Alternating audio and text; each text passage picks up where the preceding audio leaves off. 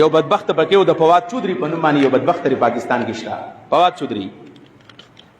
هغه د دې فتوی یو مذاق وړاو کو هغه فواد چودري سوی ویل دا مولیان جهاد کوي جهاد کوي کنه چې جهاد پرز دی اعلان یې وکړو وای کم مولا چې فلسطین ته جنگ لزی او جهاد لزی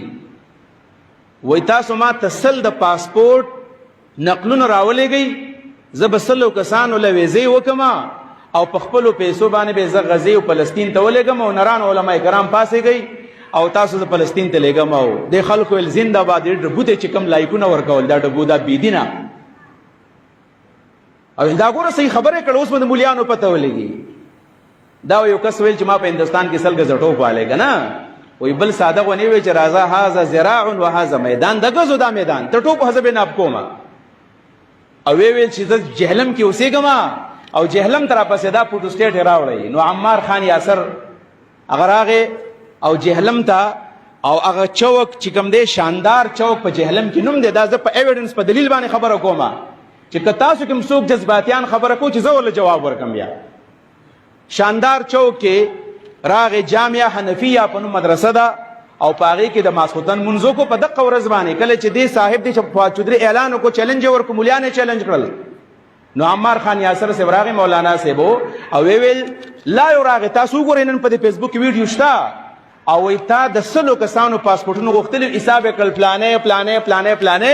او سل پاسپورټونه راوړل او په شاندار چوک کې 2-3 غنټې انتظار فواد چودري ته وکړو هغه بغیرته وتښتېدو موبایل یې بند کړی بیا هغه د موبایل نه ریسیو کوو چې زه ورشمه د سره خبره وکړو موږ راغلي یو دا پاسپورټونه والا او موږ غزې ته جهاد له ولېږه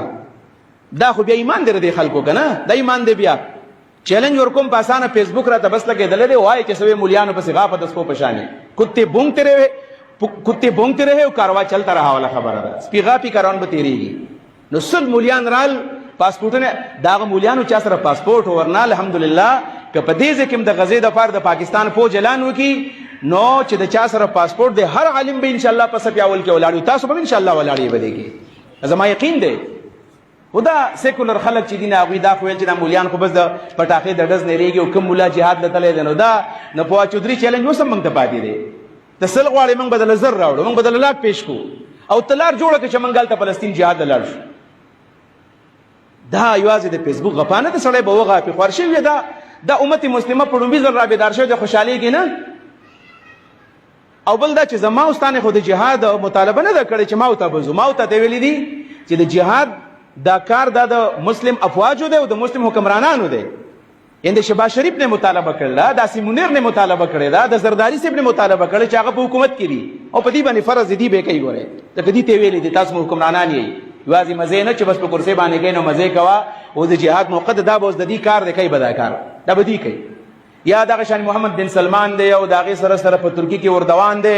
او یا د سمره چې زمون مسلمانانو حکمرانان دی هغه ته ویلي ما ته نه دی ویلي او موږ غوسه یو او غړي وړي وایو منګه په دې وجبانه د دې خبره باندې ځان پویول غواړي چې